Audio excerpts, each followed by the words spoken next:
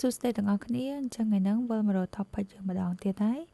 ដែលថ្ងៃហ្នឹងtopic របស់យើងចង់លើកឡើងថានៅពេលដែលកុងត្រាសញ្ញាហើយតែធ្វើម៉េចដើម្បីទទួលបានលុយ down payment ដែលគេហៅថា advance payment ហ្នឹងអញ្ចឹង topic ថ្ងៃហ្នឹង what's to get advance payment from the client បន្ទាប់ពីសញ្ញាកុងត្រាហើយយើងដែលគិតថាយើងទទួលបានលុយភ្លាមៗនៅលើតុកអត់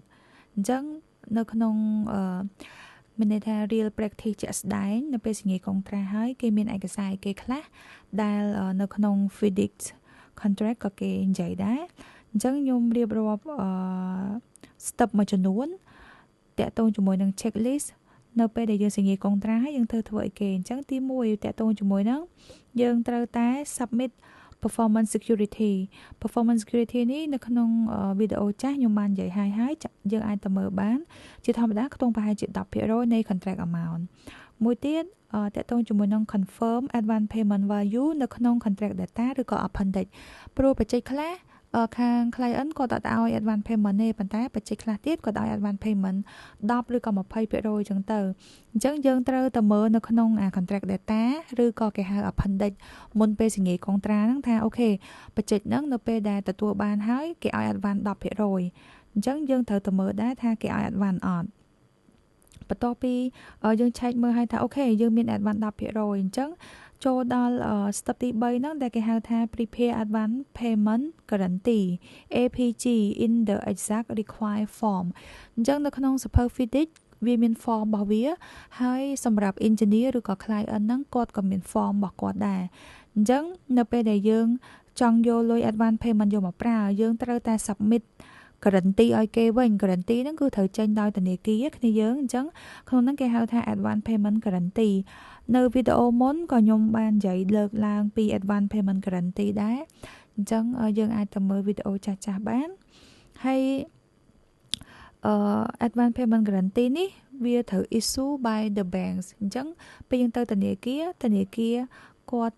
អាចមានន័យថាយើងត្រូវមានជាទ្រព្យឬក៏យើងត្រូវមានជាលុយតម្កល់សាច់ប្រាក់នៃ advance payment ដែលយើងចង់បើកហ្នឹងខ្ញុំឧទាហរណ៍ថាយើងបើក 10% អញ្ចឹងក្នុងបច្ចេកទាំងមូលហ្នឹង 10% វាស្មើនឹង1លានអញ្ចឹង advance payment guarantee ត្រូវតែ1លានដូចគ្នាត្រូវតែស្មើនឹងចំនួនដែលយើង advance លុយពី client យកមកប្រើហើយគេអាចឆាចជា fee យើងអញ្ចឹងយើងអាចទៅជួបខាងធនាគារបានទី4តើតើមួយនឹងយើងបន្ទាប់ពីយើងរៀបចំadvance payment guarantee ហើយក្នុងនាមយើងជា contractor នេះយើងត្រូវ send application letter ឬក៏ statement for advance payment កន្លែងនេះមានន័យថាយើងអាចសុំតែមាត់បានទេយើងត្រូវលាយលក្ខណ៍អក្សរជា official letter មួយជា request statement មួយថាយើងសុំដកលុយ advance payment យកមកប្រើក្នុងគម្រោងណា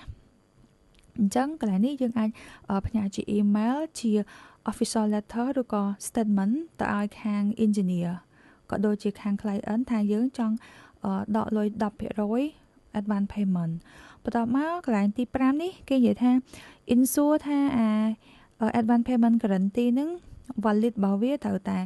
last until full recovery កន្លែងនេះនៅក្នុងមានន័យថាលិខិតចេញដោយធនាគារហ្នឹង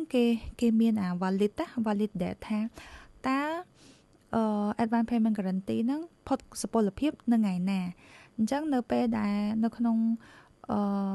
ការធ្វើសំណងជាក់ស្ដែងនៅពេលដែលខាង contractor គាត់សងលុយ advance payment អស់ទៅឲ្យ client ថ្ងៃហ្នឹងគឺជាថ្ងៃជាធម្មតាអាចថាថ្ងៃបញ្ចប់គម្រោងចុះអញ្ចឹងបើសិនជាគម្រោងហ្នឹង1ឆ្នាំខាងធនាគារគាត់ចេញadvance payment guarantee ហ្នឹងមានន័យថាយើង valid សុពលភាពត្រឹម1ឆ្នាំទេខ្ញុំឧទាហរណ៍ថា2027ខែ1ដាច់សុពលភាពហើយបច្ចេកនឹងចប់ហើយយើងសង advance គេអស់អញ្ចឹងអាហ្នឹង bank ឆាចក៏គេឆាចតាមរយៈពេលខែឬឆ្នាំហ្នឹងដែរហើយចុងក្រោយអត់មានអីទេបន្ទាប់ពីយើង submit advance payment guarantee ជា official letter អីហើយយើងគ្រាន់តែ follow up engineer advance payment certificate កន្លែងនេះសំខាន់ដែរដោយសារជាធម្មតាclient មុនគាត់ឲ្យលុយយើងតលតែ